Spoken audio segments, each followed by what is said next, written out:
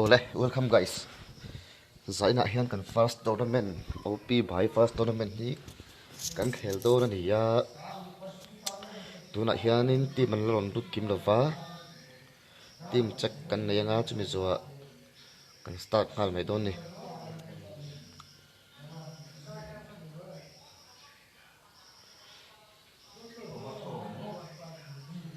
Team checking kan na yanga chumi zuwa kan lut start ngal mai don na.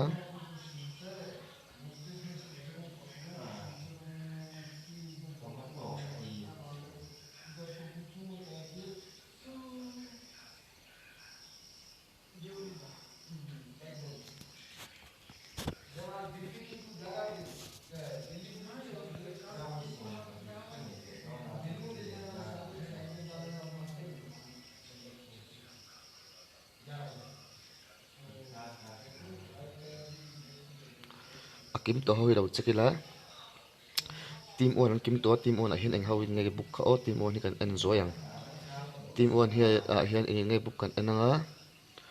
Team 1 a hianin Devrais ti khania Devrais kan enang. Devrais si an squad min kan enanga squad min diklo kan enang. Devrais si an squad min an submit hi Dev in purple lalu davajes taraluta purple laluta ne Messi saluta Dev sky an kimani chumi zuwa chunin slot number 2 hi slot number 2 kan check lenga slot number 2 hi slot number 2 a enge o body sanni slot number 2 body sanni body sau hian enge an squad min ron thelu ve kan enang body sawa hianin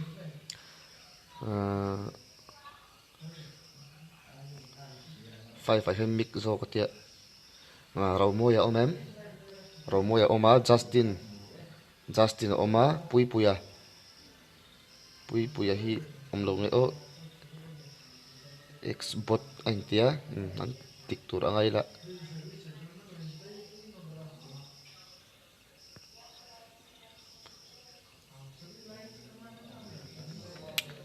lakim lo deuh pon met he hi team number 3 hi an kima MIBC ni an ni hin dikhapa chon team number 4 hi an ni hi insane an nia insane squad an ni an ni hi insane a hian an squad min an thelu kan enang insane midas oma insane tensei oma serio ton oma yuhai oman dikhlapanin ni po team number 5 kan en lenga ni han CLX hawan nia CLX hau hi khongai o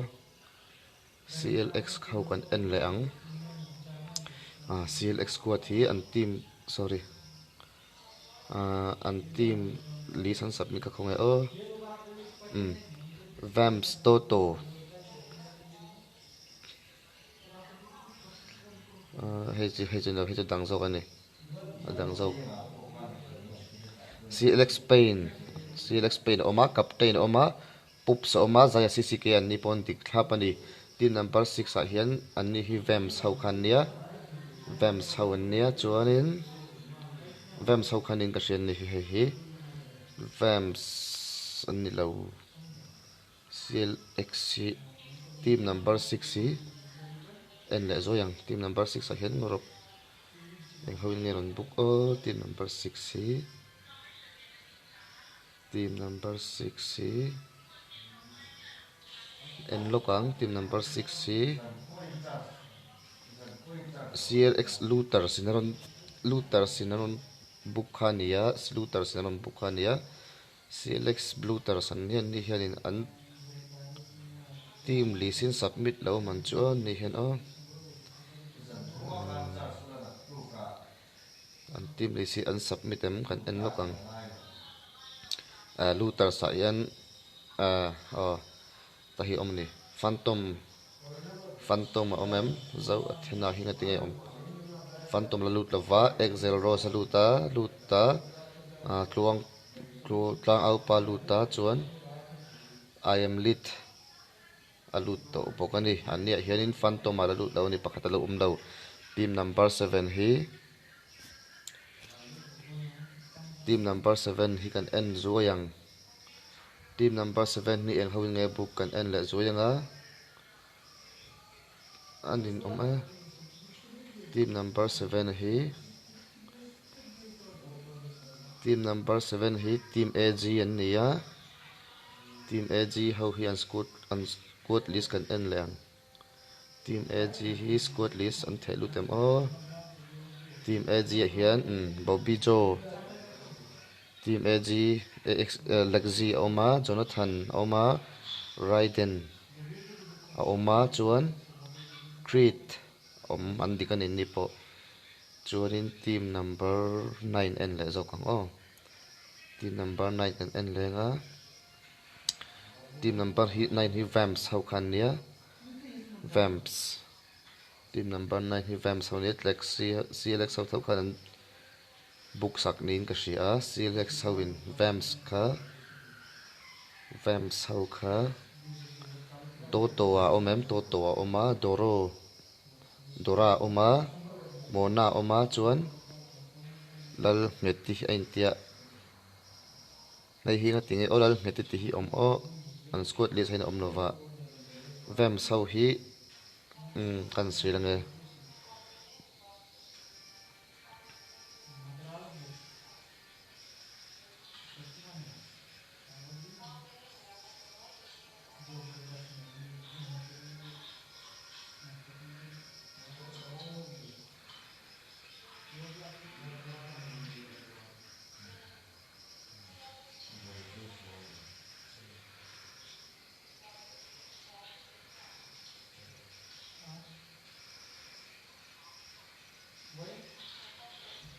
kan check chung kan en le kan check sui zoyang lal ngeti hi tikem lo en ro chuanin team number 9 te team number 9 a hian enge om o team number 9 team number 9 team number 9 team number 9 kan en zoyang team number 9 kan en zoyanga 9 hi Vamps o 8 zo mole Darkies an nia ni Darkies squad kan enang an ni hi an li satikem Darkies leader kan nia ke ma zo khi etur ni che left di ole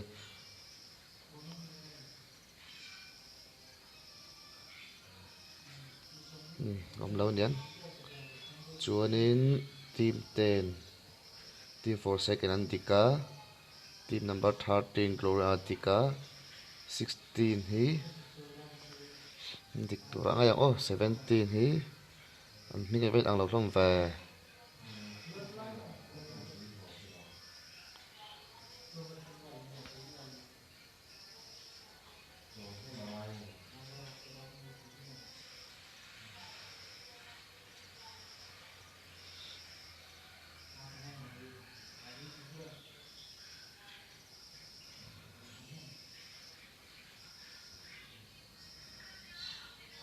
det so ta hi nga tinge la du lo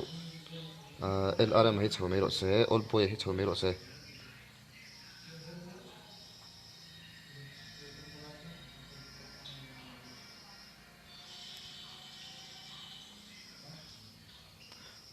det so ta hi nga tinge la du lo o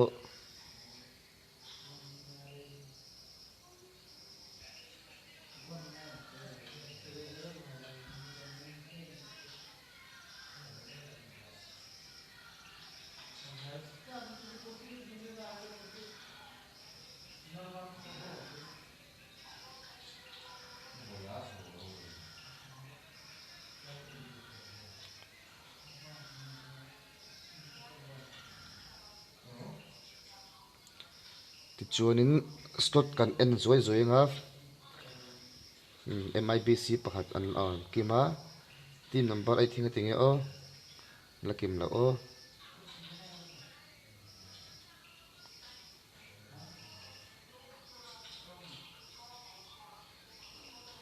start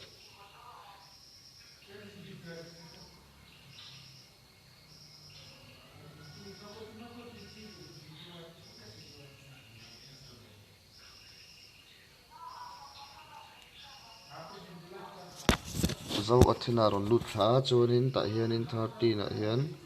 an kim anga yang o ti khan an kim ani chuanin team number 18 te hi nga tinge o 18 13 ai o nga tinge lo va chhok le hem ve chhok an lo va tam le ve o an kim thap huna kan start ang kim thap huna kan start ang an kim thap huna kan start don ani team number 8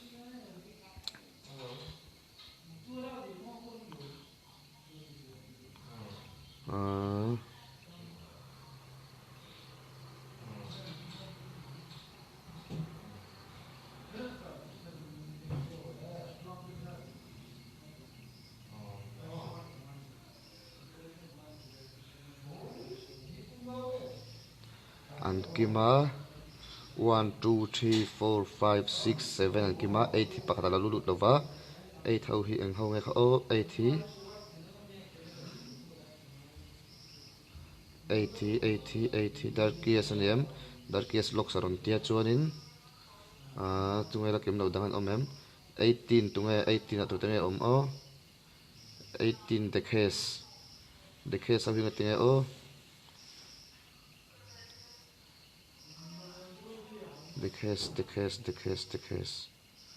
dekhes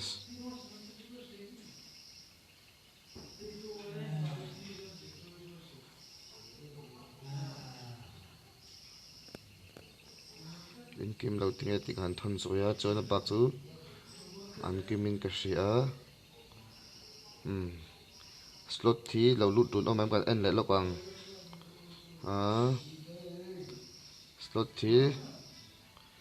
1 to 10 an book full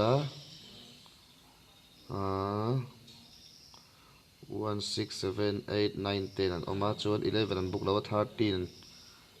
an book le to pa 13 an oma 14 16 an le to pa 16 16 17 18 19 hi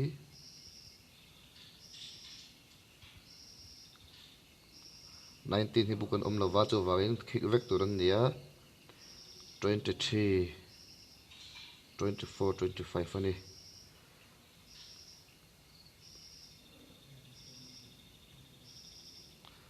19 kick vek turan nia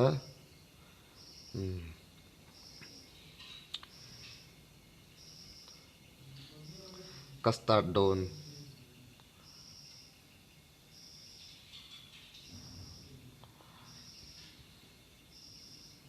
18 hina lut zo lova 9 hinga tinge le to o 1 pon lo om le to lo nga tinge ni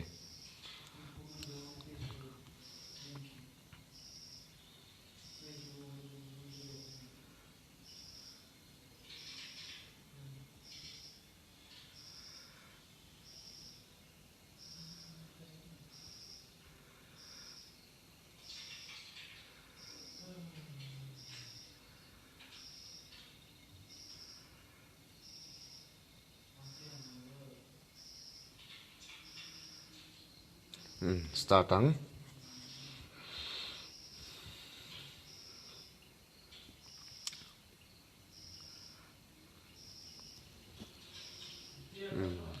check su nan khan le lo te kan delay lo kani ko le ministry en to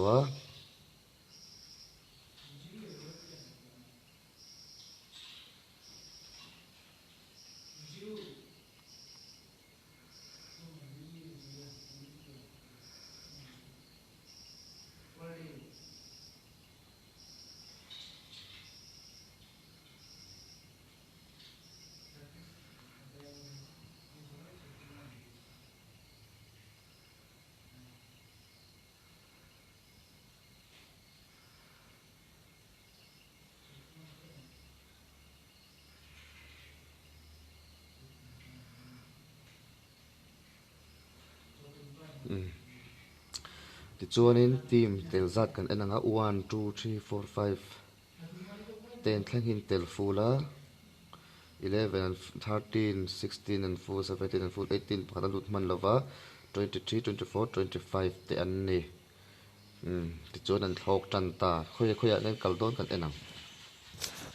khoi khoi ang kal ton kan enanga ti chuanin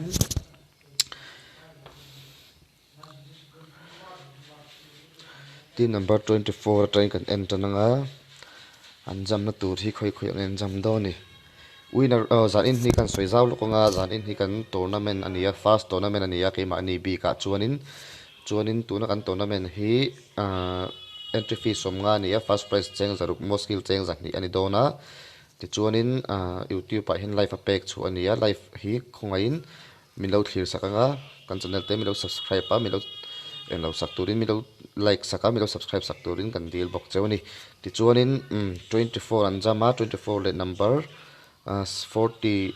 team number 4 in nai khop mai chuan team number 16 ta hian in milta pawara man pandu na ti chuanin an tlanol to an tlam chengchenga team number 24 le team number 4 in nai khopa 24 le team number 4 in naya an ni pani hi team turu tu te khan ni thiam ve ven nia thiam le thiam an nia ni pani hi tu ngai lo in kap o in kap an om khal tat mai tla hianin insane hawan ni insane le seriton hina ma in tla hina betum nge ni o nga ka nok man lova ti chuan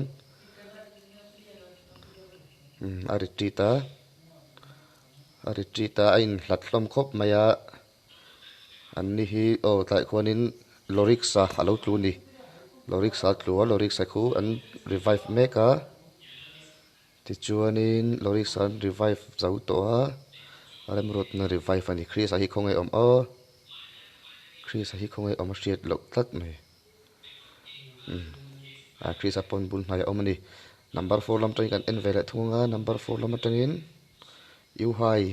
ten sai oma ta hian yu hai om boka yu hai warehouse lama 24 te hin retreat de me ngai don ni mera ti chuanin 17 te in kap tat me he ta hian 17 te in kapa team number 17 te ma ming te ya an lo nok chia mai ma ming te an lo nok tat mai ya kha chu ma ming tian no kani team number 5 te lion oma team number 5 lion oma te chuan ma ming tian finish ngala chuanin team number 5 te khu in chunga khuan oma mun khatan om thup mai le pro na ni captain select hawan ni flexi hau khan nia 17 aron nai phei boka 17 hian aron nai phei hle boka 17 ma ming tia lo tu to a ti chuanin team number 10 te hi hetla man lo ma team number 10 a pakhat a dc tat me hei chu apoi vel ti for second how khan nia for second mi hi lich hi a dc tat me hetla ding run mai nubi ti for second nubi oma ti chuanin 24 le number 4 hi lo in kap nai vele box ya enjok tu ka vathelo em ani lo in kap na ya khri satian nai phei viewem number 4 hian ron nai phei khop maya number 4 hian ron deuh zokani team number 4 hian ron deuh ma zoka chang rin dana yu hai atlan pheya pu satum ngai ni yu hai hi tlan pheya pu satum ngai ni o so ta son khri sa oma nei ta tuma nei fu do nam ro ta khi ram ro ta tan che mana tla in chung khri sa oma niam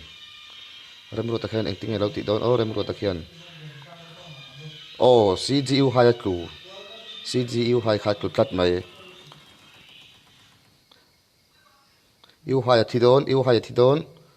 hai thi ta ti khan yu hai thi tlat mai yu hai thia ti khan an pu chawa ram ro ta le khrisan lo oma in chunga ram ro ta le khrisan lo oma yu hai kha an lam ten an eng lo ni mai thei ni an ti sol ni mai thei ni lam te khan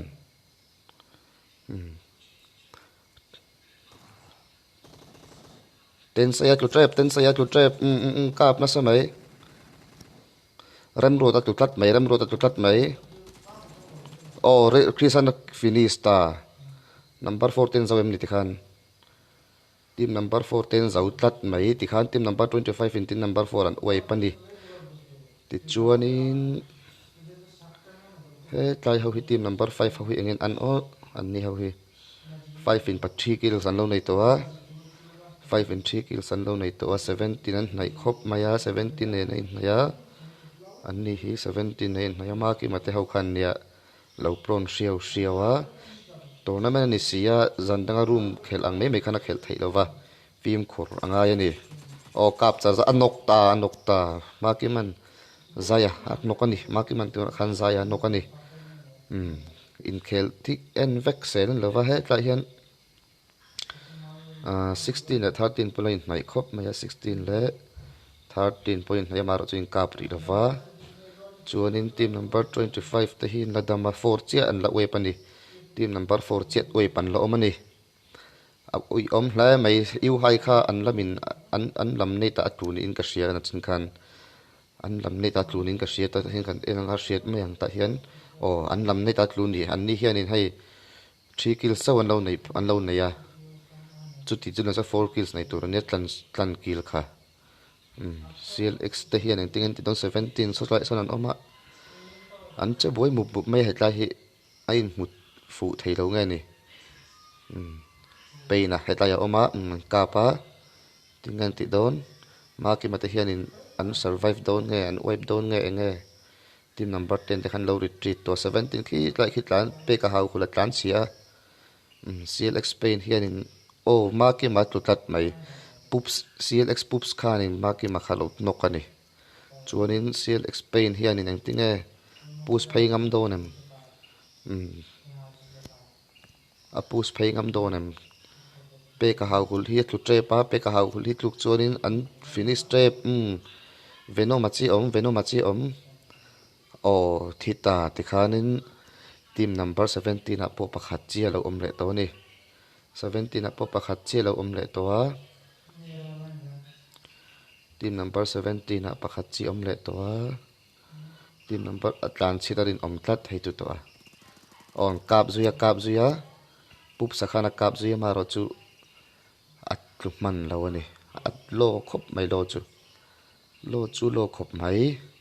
ti chuanin in kap nai dewan omem in kap nai dewan omri lova prisoner team khatan oma miltalama mi team khat novo team khat 18 te he tlain oma pengloi te hi pengloi hi amal tatam ni o pengloi hi kan enlok tlal thlat lo mo squad YP 13 6 le 4 lo thi to ni 13 te hin lo thi to a an ni hi dreamers club dreamers te khan ni ya an lo wipe to ni dreamers te kha an phei charan ni hian an push down chiang khop mai pahnian nia pahnian lu chila 17 kha po na lo om dei to ni 17 ni khong ai om po sorry 17 po na lo om to ni an ni hi in kap nai ber chu ni me 25 le chicken nai vio maro chu ain ka don lo mel tlat 17 5 le 10 tai in nai beran ni an ni hi muk maya 17 hi mai tlan che chara in tingen ti don 5 ho kwan an lu chok thei don em zaya te hianin pain te captain te pup sa te captain hi ADC man la ADC lo mo lo pok mai ni 17 om nakhin hra fu chi lawan ni hian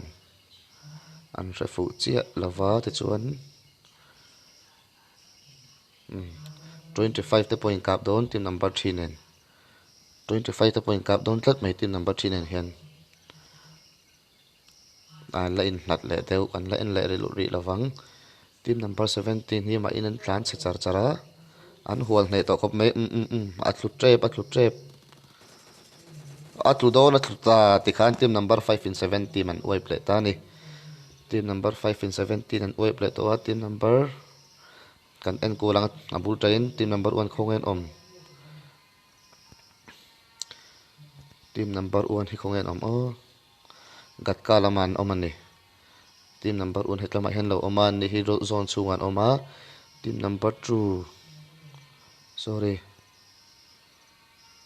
team number 2 te hi hetlaman lo om ni squad zone ponan lo oma team number 2 te hi zone ponan oman ni hi heta stalber noyan omani zone uman ngai don team number 5 le 10 hin ve in nei le mel ve o team number 5 le 10 ni in nei lutuk lova 3 le 5 in nei dewin ka ria 3 le 25 in nei deu berin in ka ria ri a in nei lo tlat ri a le sia chuan 24 yan tlan 24 an tlan luta in kap o zo athena tlu trep zo athena tlu trepa 25 ami zo athena tlu trepa zo athena tlu trepa ni so zone ron panan ngaya kap lu pum pum mai david atlu tat mai david atlu an chando nem david atlu tat mai david atlu ani chana ngai thau sia di man bar thi te khen khi chan sa advantage ala in an vat pus ngam do nem advantage ala in vat pus ngam do nem o de so ta tu trap de so ta tu le ta tu panin om to tlat mai ti kha an lama khon tu panin oma an lama khon tu panin oma an lama khon tu le lama khon tu panin om an pus phaya team number 3 hian an pus phaya MIBC ho khan nia an pus phayan nai to khop mai 25 lampang hian tingin lo chan le don 25 hian in hi lan ngai na samai sia David te ho hian tingin chang le don aron kal nai to te hin siam ain nai viau dan hi kan enang sutlai son an oma ain nai khop mayan ni hi in nai takan ni oma tu wang oma tu karin om tlat ti chuan oma hi tu karin om tlat om lang lutuk o pahnin tluwa oma tu veya number 3 pahnin tluwa number 3 tamata in pahnin tluwa de so ta hian ting ti don de so ta potlu zo athena hian ting ti don zo athena hian anok vele man tlat mai zo athena yan nokat revive atuma diveta hi hetama oma ma in ano in revive ve man zel maya in revive ve man zela in revive ve man zela o number 3 a pahnin tlu number 3 a pahnin tluwa number 3 pahni tlun naya tingan ti don number 3 in pahni tlun nei tlat mai an chan the donem an nei ta tuma nei ta o pakhat thia akap tlai set ron kap sen sok soka tangkewa o de so ta tu le a o tu le tlat mai tangkewa tu le thang lo yan lu chil don zawa thang lo yan zawa lu chila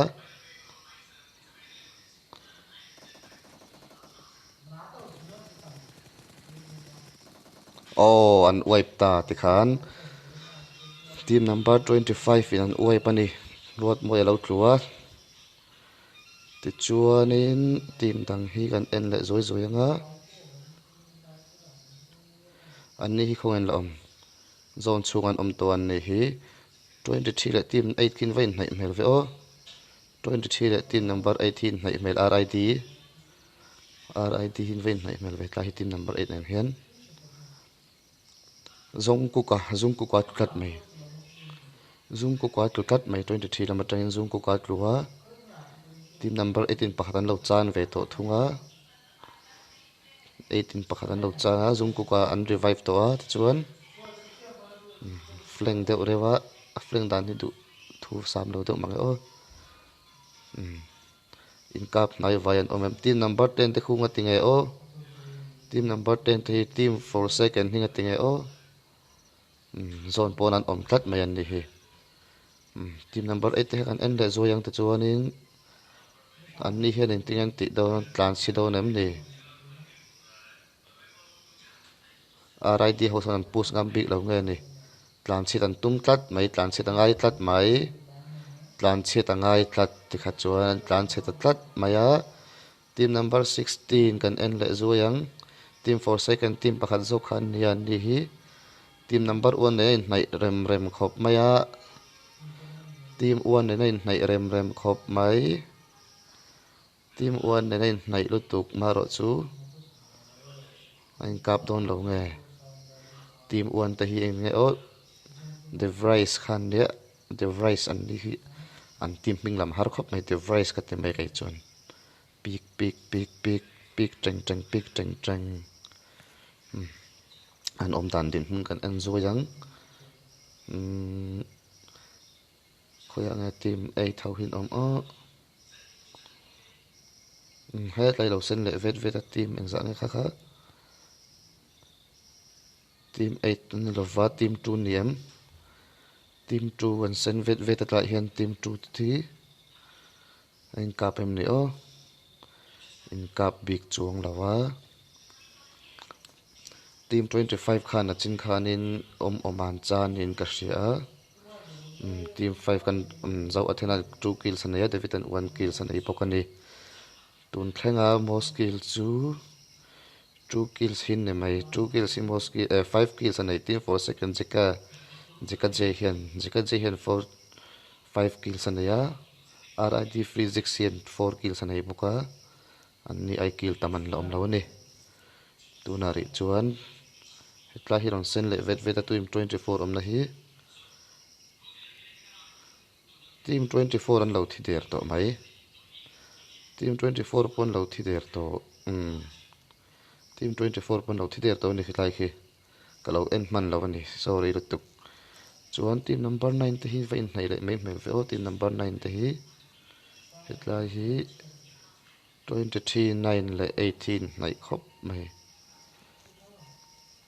team number 24 khatu ten nge lo wipe o ka hre hau lo mai ting lai bor kha ong kap zuyak o 23 kap zuyak kap khluman lo tlat kap khluman lo tlat ani awi om hle mai kha chu ka tung ring ngam vak to lo vai hon mu to 23 kha tlang em ni o tlang ai he tain pakhatin bot chi palo khalin ka hria an zone pon an la tam hle mai zone pon an la om rum tlat mai an ni ho po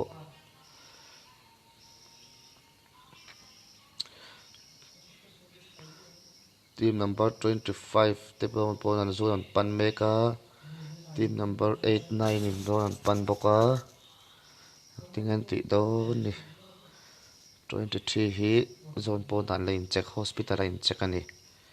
chuanin team number 7 te hi envasinang team number 7 te hi tlaman oma gatka an la oma 7 te hi team number 2 team number 2 hian 3 kills an lo nei ve to ni team kills a chuan an ni zone pon a chi chen la oma team number 25 te zone chuan lut to em 25 te ke an tlan ni zone an lut lo wa drop an kap thlan in ni hian drop an lo kap thla a ti chuanin team number 9 te hi team number 9 te hi vamps ho khan nia an kap team number 9 an kap tlat mai kap tun nei tlat team number 7 an kap niang team number 9 le 7 fight kan hmu do ne team number 9 le 7 ani o an motor ka chiat sak don ai phun wa me so an ka pu sake an ko pu saka tingen ti don zone pon an om sian ni so zone lun ngai do na zone solun ngai don team number 9 te son an motor khapuk motor dangan lo nei tho ni motor puak pakhata mai kan buai lo ni motor dangan lan ya an kap zui le don em team number 7 te hian an kap zui le don em an tlan son mu ngerin oma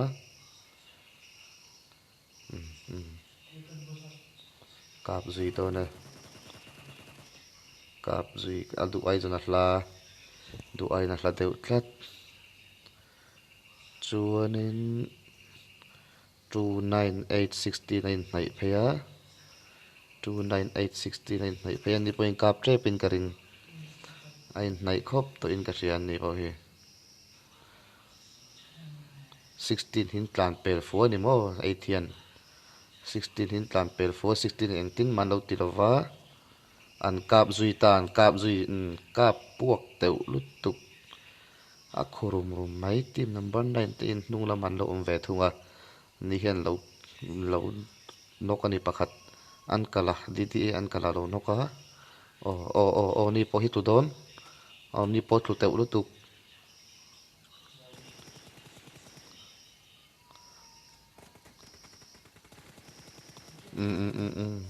tlai min muang that team foresight kana mi pakhat tlua semon na tlua chuanin ang tingan ti zel don tinge dora hen ki la tum khop mai a revive don dora andal ngeti 9 ania muana hen a pus tha muana ina pus tha 23 ho no om vele boxia 23 ho son anong ka boi ve thau boxia har khopang hetlai fight he har theu tur ni 16 hen ang tingan ti don an in sem tara anok tatlat mai muana kil ngal an kalin I think hybrid hian ti vela don 23 te hi anun third party ya an ni hian an third party ya aron pus phei mak makaron pus phei mak maka team number 9 ten zau derin ka hria team number 9 te hin zau derin a hria ta tingan ti don team number 9 ten zau derin a hria ta te chuanin 23 le 16 kap meka zone as tran lo ve ve a zone ponan om ve veng tingan ti don motor laka tlan tu mem ni motor laka tlan tu mem ni hian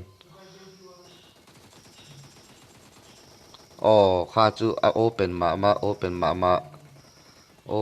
ma ni zimin an hian a chan the don am thian pa hi lo finish vek to em ni lo finish vek to ni an chan thei tha ma ni an thian pa kha 25 fa MWL David alo tlule to a MWL David alo tlule to an ni hi tu te ngen ka ngen ka kan enang ten nen an ni ten nen ten pakhat khu an ni pon lo tlu ve chun om thau nei khu so athena po tluwe athena po tluwa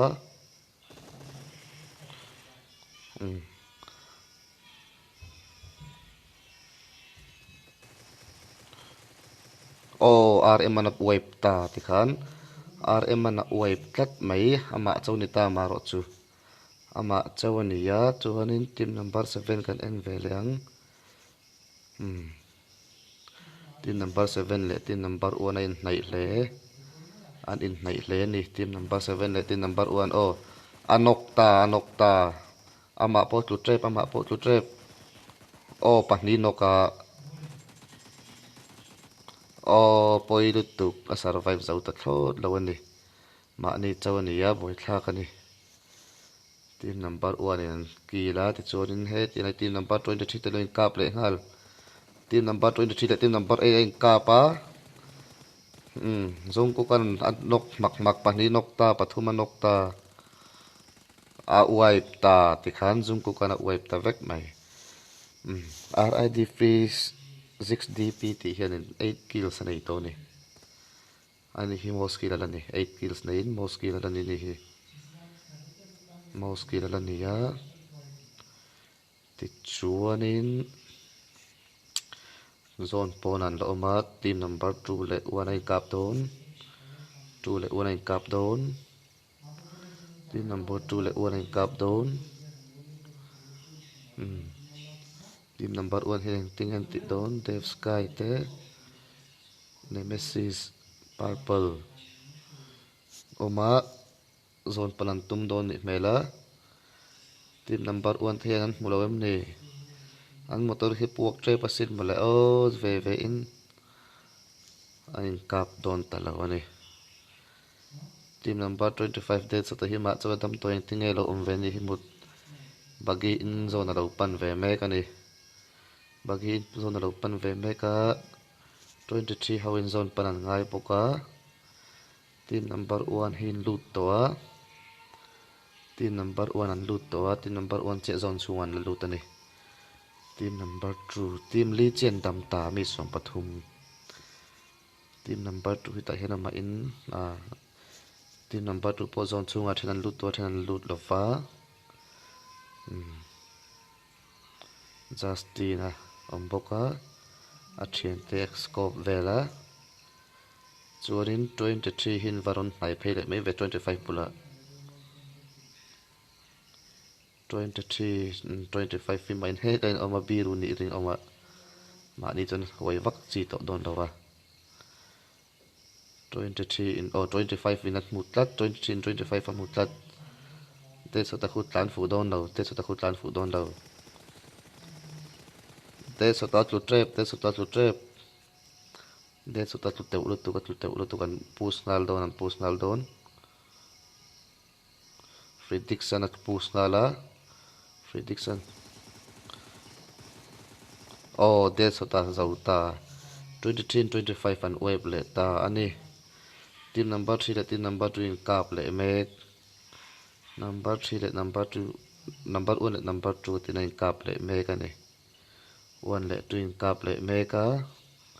zone e na to sia zone kha chu nga chi to lo mai theini number 23 mi hi zone in ai lum don pakhat ai lum te lut tuk free dixi at ai lum tre pani team number 1 ta hian in ke ma tu tha takan lo nei to wa team number 1 ta hian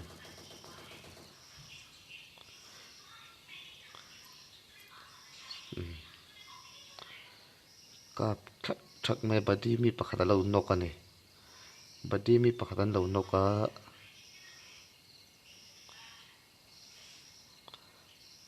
badi mi khi pakhat an lo nok ani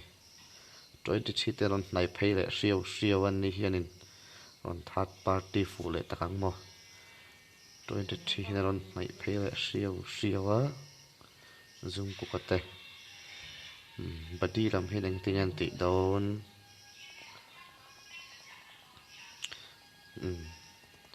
badi mi tutlat mai computer export a tlua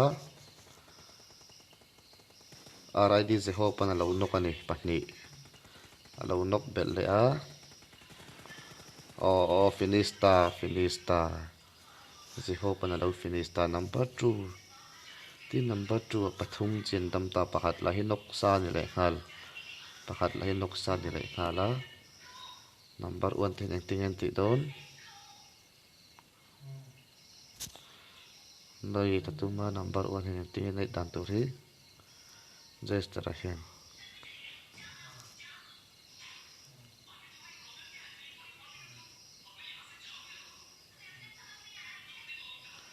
này bục mày trai đó khen ông thì phải xì lâu nữa mà anh này là khi địch lâu thế quá Dave par pula tu trap luman trap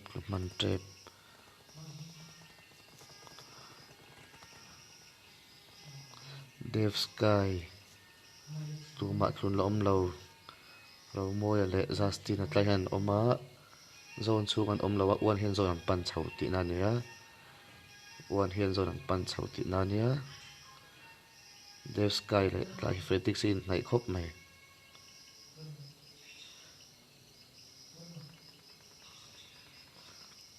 Dave Sky le Fredix in nai a lai hian nei ta tum le a ô áo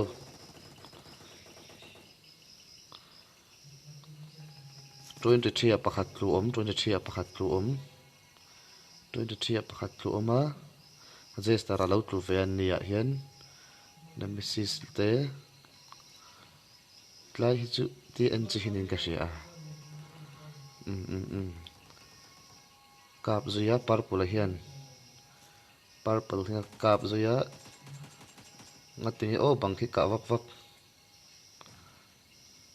an night fu lei thei lo mi o lu chila tum mi purple atlu vele tlat atlu vele tlat nemesis an anok vele a 23 te hi engtingan ti don fidik satlu zum ku kala om fidik satlu a zum ku kala om jehopa inchunga oma thempa khu revive thei donem thempa khu revive thei donem ani nadam kima fidik satchi tlun na nei ni fidik satchi tlun nia non englang fidik sathi tak nial don fidik sathi tak nial don nemesis ten ti fu than tlat mai pusa kha chu ti sual le zum ku ka ein revive fa khi han net mai sila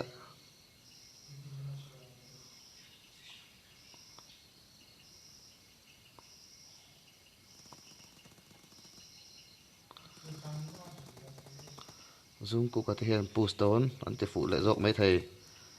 tungai ti fu jok tu la shet mi alo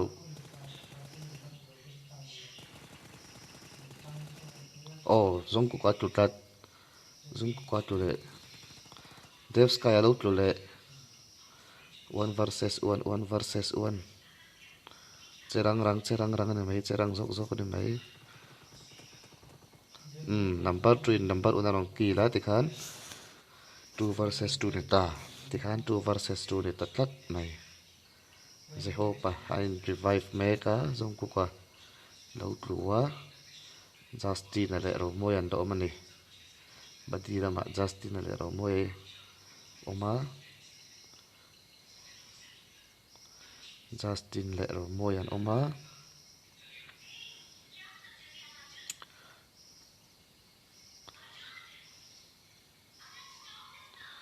zoom ku ka te hin tengen ti don zone te to na sarau pui mai sia che si loka tiang deuh khani to ni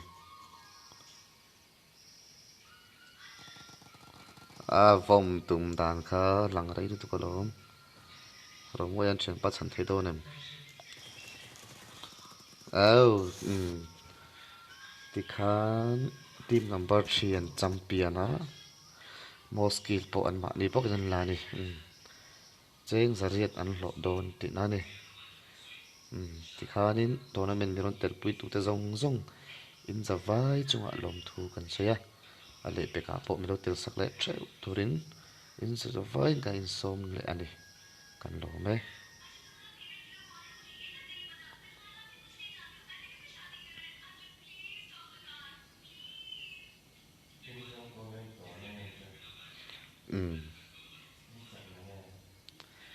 kat khel vel henem ka khel vel henem ka lai folom pe chuan